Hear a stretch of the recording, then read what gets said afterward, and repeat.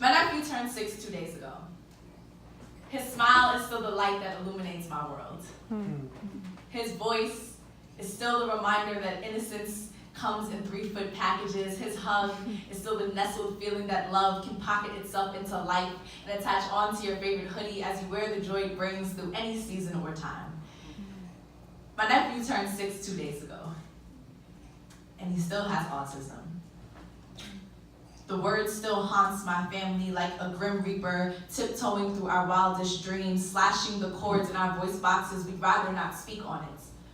I'd rather tell you about how his laughter reminds me of 1,000 butterflies flapping their wings through the largest garden in Paris, or sounds sweeter than the ripest sugar cane in Kingston, or how his face explodes in a peak of proudness whenever he beats me at Super Mario on the Wii. He is just a breath of fresh air for me. I do not understand why doctors keep breaking his brain for answers. Ones that only he has and are not willing to share. There is just no room for them to overstay their welcome here. He only reserves space for the kind of love that doesn't judge, the type that fills his heart with joy, the kind that reminds him he is God's gift to this world, and my parents couldn't have been blessed with a better baby boy. My nephew turned 6 2 days ago, and teachers will still sour his air with complaints.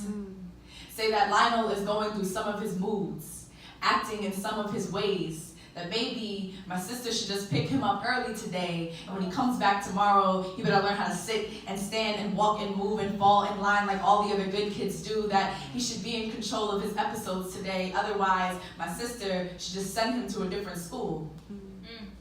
As if he's incapable of learning.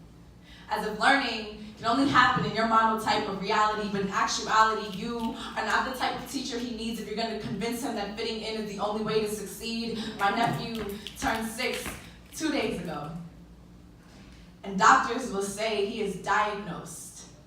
But I know all that means is he has been given a fancy word for unique, that his brain wires him in more creative ways to express himself when he speaks.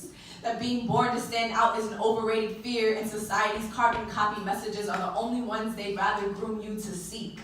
Blaming him because he's not a clone, because others choose not to understand his beautiful and won't leave him alone. But Nasir, it is not up to them to determine that.